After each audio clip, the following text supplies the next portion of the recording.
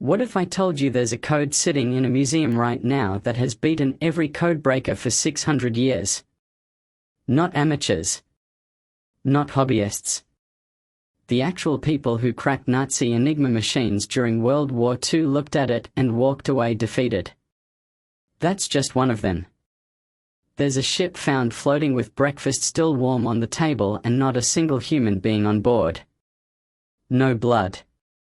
No struggle. No lifeboat missing the way it should be. Just empty. There's a photograph of bones on an island that officials measured, wrote down, and then lost forever. Except the numbers survived. And decades later, those numbers said something nobody expected. You're about to go through case after case where the facts don't just fail to explain what happened. They actively make it worse. And stay until the end, because the last one on this list isn't really about history at all. It's about you, and what you're not seeing right in front of you, right now. Let's start with the ship. 1872, the Mary Celeste. Found drifting in the middle of the Atlantic, fully intact. Cargo untouched. Food still on the table like someone had just stepped away. But the entire crew was gone. No bodies. No violence. No obvious reason to abandon a perfectly good ship. Investigators at the time blamed pirates. But wait, pirates steal cargo. This cargo was still there. So that theory falls apart in about 10 seconds. Here's where it gets stranger. Maritime historians went back through the ship's log. Not one distress entry. Nothing. Whatever happened so fast that nobody had time to write down a warning. Think about that for a second. A trained crew doesn't abandon ship quietly unless they believed, in that exact moment, that staying meant death. What did they see? We still don't know. And that's exactly why this case refuses to die. Now here's a question I want you to sit with, because it's going to come back later in this video. What happens when more evidence doesn't solve a mystery? It deepens it. That's the Voynich manuscript in one sentence. A 15th century book written in a language nobody on Earth has ever identified. Filled with drawings of plants that don't exist in nature. In 2019, a researcher publicly claimed he'd cracked it. Headlines everywhere. Case closed. Except within days, linguists tore the theory apart piece by piece. Here's the part that should unsettle you. The letter patterns follow real linguistic rules. Statistically, this isn't random gibberish. Someone was communicating something structured and intentional. But no known language on Earth matches it. Then scientists ran carbon dating on the vellum. The result placed it precisely in the early 1400s, killing off decades of modern hoax theories in one test. So somebody, 500 years ago, sat down and wrote something important enough to preserve on expensive material. We just have no idea what it says. Notice the pattern forming here. The mysteries that survive the longest aren't the ones missing evidence. They're the ones where the evidence contradicts itself. Now remember those lost bones I mentioned at the start? Here's that story. Amelia Earhart. 1937. Her plane vanishes over the Pacific. Official story, gone forever, never found. Simple. Closed case. Except it isn't. In 1940, British officers on a remote island called Nikumaroro found human bones. Next to them, a woman's shoe.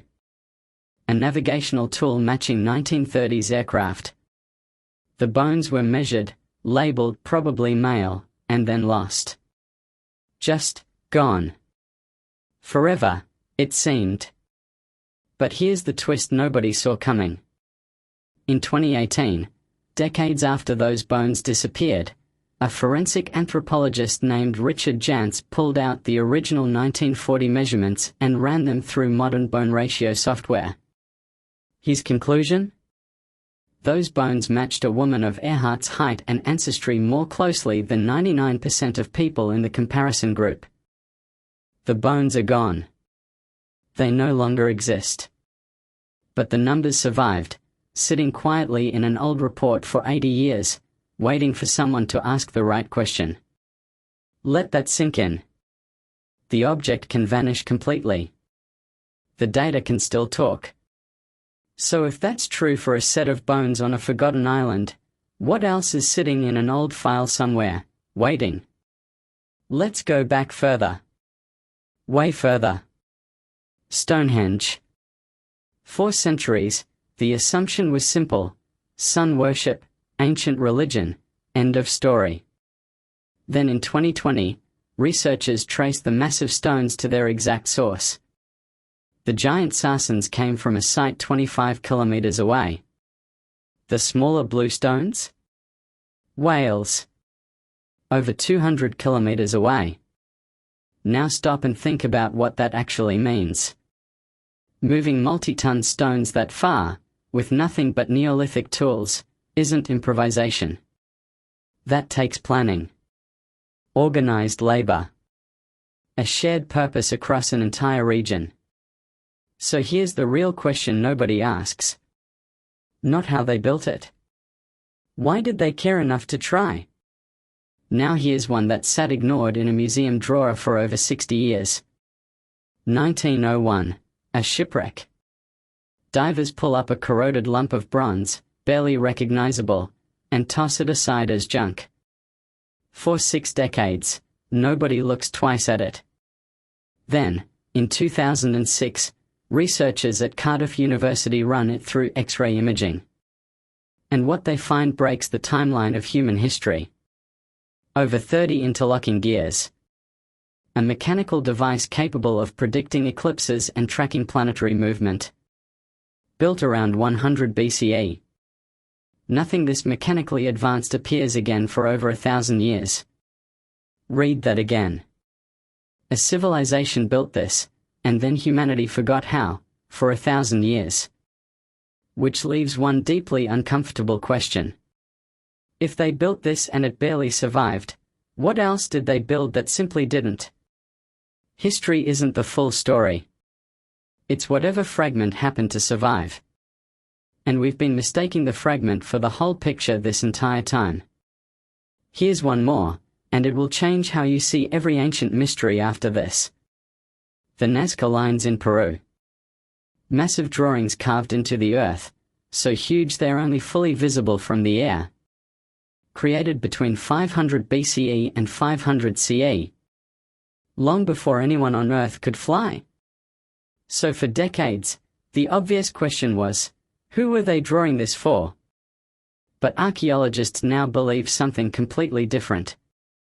These lines weren't meant to be seen from above at all. They were walked. Ritual paths, traced on foot, meant to be felt, not viewed. One reinterpretation. And suddenly the entire mystery flips. We've been asking the wrong question this whole time. Not how did they see it from up there? But what did they believe, walking it down here?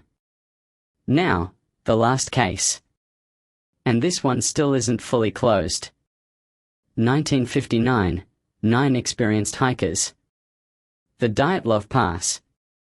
In the middle of a freezing night, they cut their way out of their own tent and ran into sub-zero temperatures. Some of them barefoot. Several had injuries so severe, Soviet investigators couldn't explain them. The official case file says only this: death caused by a compelling unknown force. For 60 years, that's all anyone had. Then in 2019, Russian prosecutors reopened the case. Their leading theory: a slab avalanche. In 2021, Swiss researchers actually modeled the snow physics and found it was plausible. It's the closest thing to a real answer this case has ever had. And it still doesn't explain everything found at that scene. Now go back through everything you just heard. The bones that vanished but the numbers survived. The corroded bronze that sat ignored for 60 years before anyone realized what it actually was. The manuscript that follows real language rules but matches no known language. Notice something. Almost none of these mysteries got solved by finding something new. They got solved, or partly solved, by someone looking at what was already sitting there, with a sharper tool than the last person had. Bone ratios. X-ray imaging. Snow physics. Carbon dating. The past itself never changes. Our ability to interrogate it does. So here's the question I actually want you to leave with. How much of what you call settled history is really just the current leading theory, quietly waiting for someone with a better tool to knock it down? Because if a mechanical computer built in 100 BCE sat ignored in a museum for 60 years before anyone understood it, what else is sitting somewhere right now, mislabeled, misunderstood, waiting? Maybe the greatest unsolved mystery was never buried in the past at all. Maybe it's sitting in front of us today, in plain sight, simply because nobody has asked the right question yet.